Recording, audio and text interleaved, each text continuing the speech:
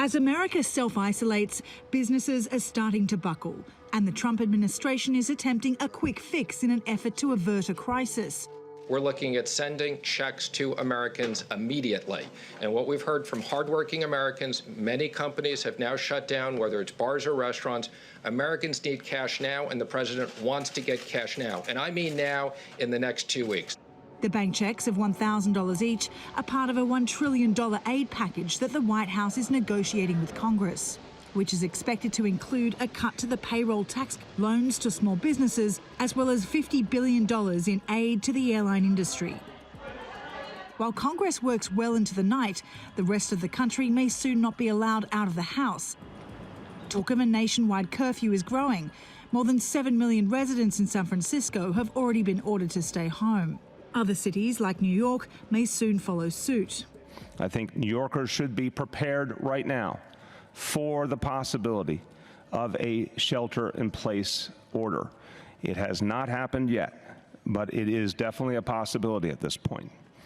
I believe that decision should be made in the next 48 hours, and it's a very, very difficult decision. I want to emphasize that. It is difficult anywhere in the United States of America. It is particularly difficult in a city with such a large population, so densely populated together.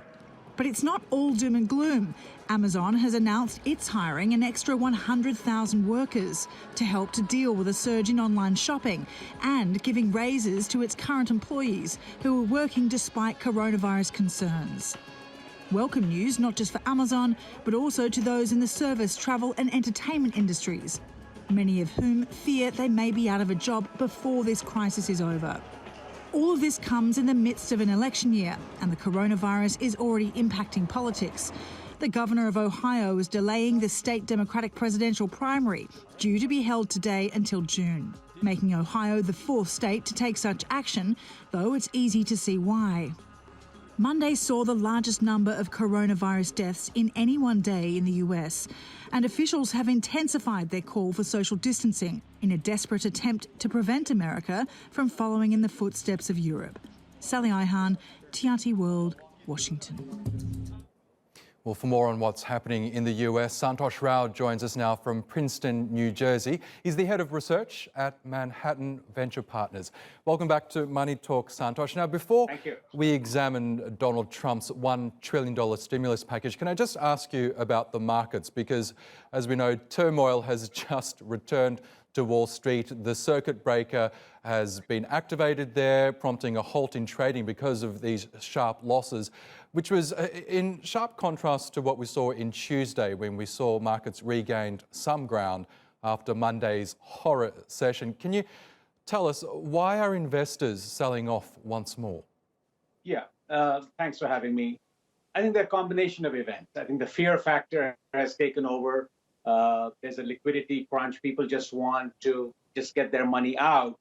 And there's also a lot of machine selling and margin calls and all that probably going on as well. A lot of technical factors as well.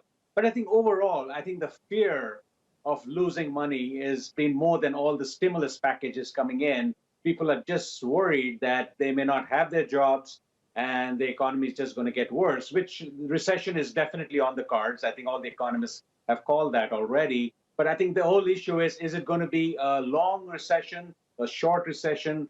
There is going to be pain.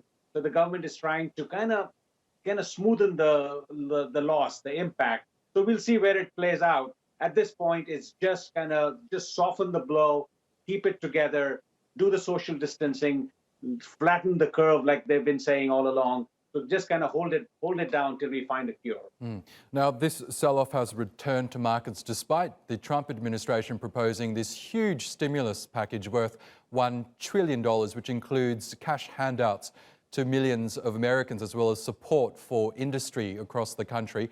Tell us, do you believe that what Donald Trump has announced is enough to mitigate the impact from this outbreak? We still don't know. It's such a moving target at this point. They still have to narrow it down. Right now, the immediate focus is the short term, the people on hourly wages and people who are going to lose jobs in the near term for the shutdown for at least the 2 to 3 weeks. I think that's what they want to pay them out for and kind of keep them together. to soften the blow there. But it's still a moving target. We don't know.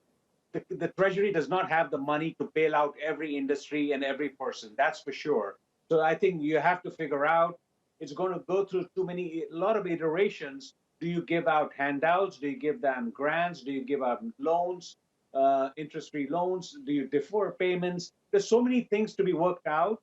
The government has their back. They're saying we will work with you, but I think the exact nature of the package is going to take some time. Still has to pass the Senate. There's a lot of some senators have objections. They're going to delay the process.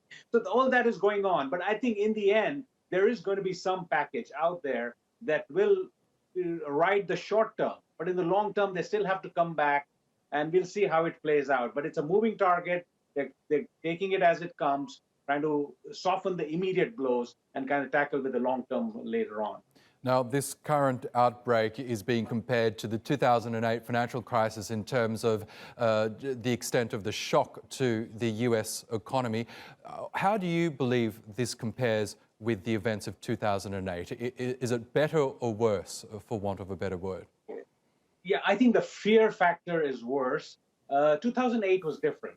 That was more a financial crisis. It was a self-induced crisis. The banks there was a liquidity crunch. So there was a structural problem there. And this is a totally exogenous. No one expected this. So the fear factor, this is a life and death situation here. The other one was just in and out, just it was more institutional hit there. The banks had to be bailed out and all that stuff. So that's totally different. This one has a lot more ramifications. There's more long-term effect, and there's going to be death involved. And when you have death, there is fear. And when there's fear, there's panic. And you see that in the stock market.